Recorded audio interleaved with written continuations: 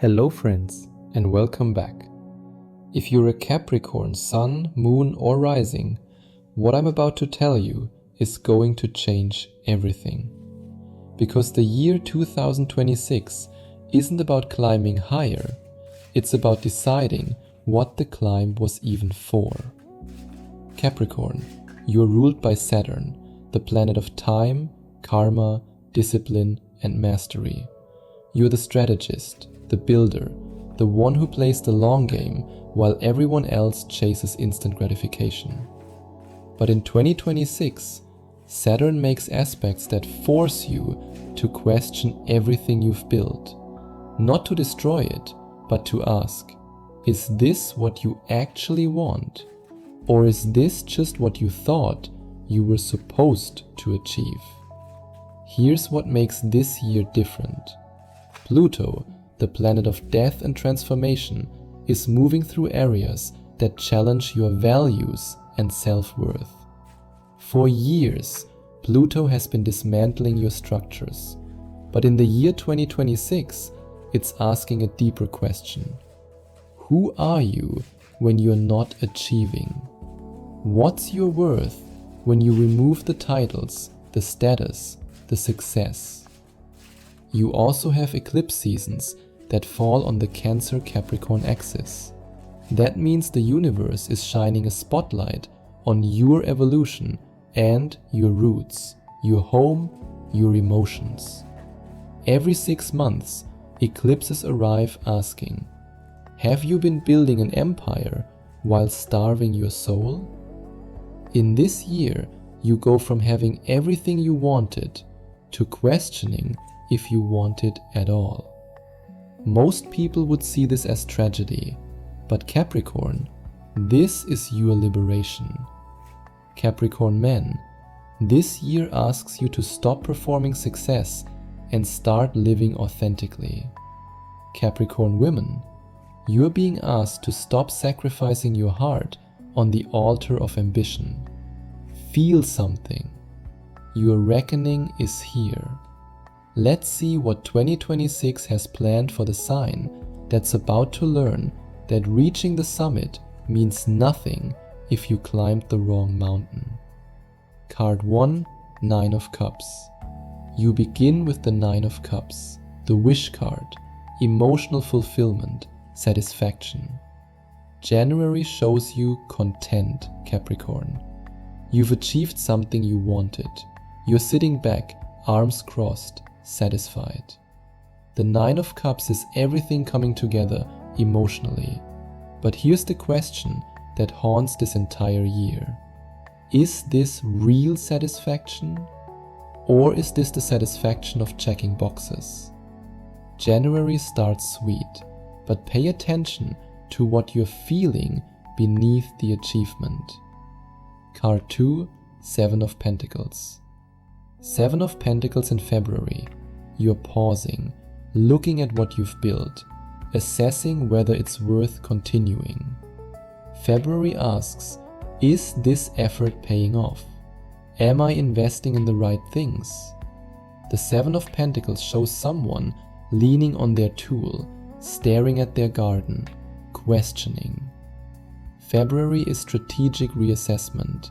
You're not quitting, you're evaluating. For Capricorn, who commits to everything, this is significant. You're actually asking, is this worth it? That question, it changes everything. Card 3, 2 of Cups. 2 of Cups in March. Partnership, soul connection, mutual love and respect. March brings a relationship that matters, where you're seen not for what you do, but for who you are. The 2 of Cups is equal partnership. For Capricorn, who often approaches relationships like business transactions, this is revolutionary. Someone sees past your armor, past your achievements. They see you. For Capricorn men, this is vulnerability as connection. For Capricorn women, this is allowing someone to matter. Card 4, the Hierophant. The Hierophant in April. tradition, spiritual wisdom, commitment to something larger than yourself. April asks, what do you want to commit to? What values do you want to live by? The Hierophant represents structure, yes, but spiritual structure. April might bring marriage, joining a community, finding a mentor, or simply committing to a path that aligns with your soul. This isn't about achievement, Capricorn. This is about meaning. Card 5, the Chariot. The Chariot in May. Victory, determination, moving forward with unstoppable momentum. May brings success through sheer will. You're in control. You're driving toward your goal. Nothing stopping you. The Chariot is your card, Capricorn. Discipline, focus, mastery. May is when everything aligns. You're making progress. You're winning. You're proving everyone who doubted you wrong. This is your power month. Card 6, the Tower. Then the Tower strikes in June. Destruction. Everything you built crumbles. Lightning hits. The structure falls. And Capricorn, I know this terrifies you more than any other sign. Your entire identity is wrapped up in building things that last. But here's what the Tower is actually doing. It's destroying what was built on false foundations. What looked solid but was actually fragile. June brings an ending you didn't see coming, a loss you didn't plan for, and it breaks you open. But Capricorn, what if this is the best thing that ever happened to you? Card 7, the Lovers. After the Tower, the Lovers appears in July. Choice, alignment, divine partnership. July asks, after everything fell apart, what do you actually choose? Not what you're supposed to choose. What does your soul choose? The Lovers is about values, about choosing from love instead of fear. For Capricorn, who makes decisions based on logic and strategy, July asks you to choose with your heart. Even if it doesn't make sense, even if it's not practical. What do you love? Choose that. Card 8, the World. The World in August. Completion, achievement, wholeness. Everything coming together. August brings the ending of a major cycle. You've come full circle. You've arrived. The World is the final card of the major arcana. This is mastery. This is integration. This is you understanding why everything had to happen exactly as it did. August is your victory lap, Capricorn. You survived the Tower. You made the choice. Now you're standing in your power. Card 9, 8 of Wands. 8 of Wands in September. Speed. Messages flying. Things happening fast. September brings rapid movement, communication, opportunities arriving quickly. After the completion of the World, the 8 of Wands says, and now things accelerate. You're not building slowly anymore, Capricorn. You're flying. Messages arrive. Opportunities present themselves. Things you've been waiting for suddenly happen. September is go time. Card 10, King of Pentacles. King of Pentacles in October. Material mastery, financial abundance, the ultimate achievement in the earthly realm. October crowns you, Capricorn. You're the king. The King of Pentacles has built an empire that lasts.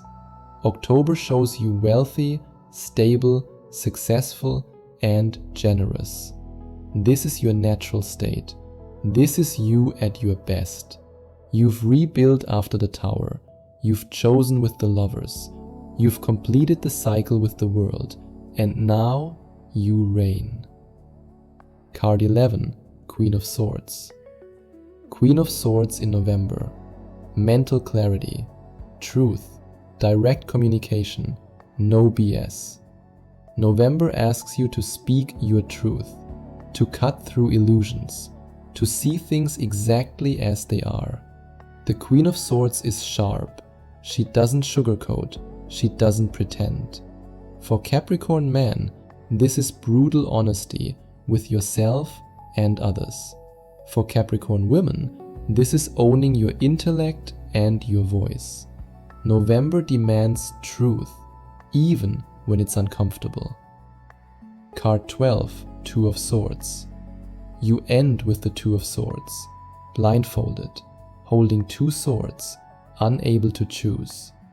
December brings a decision you can't make, or won't make. You're stuck.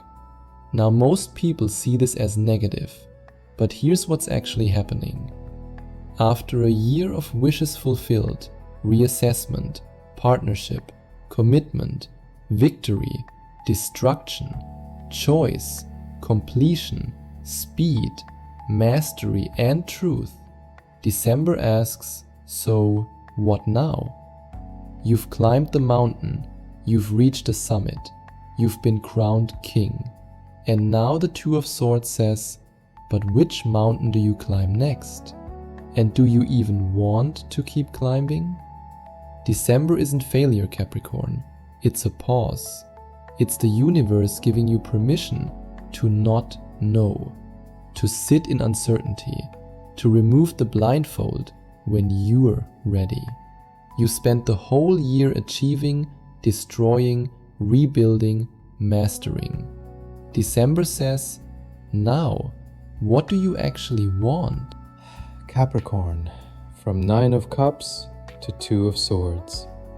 From wishes fulfilled to unable to choose.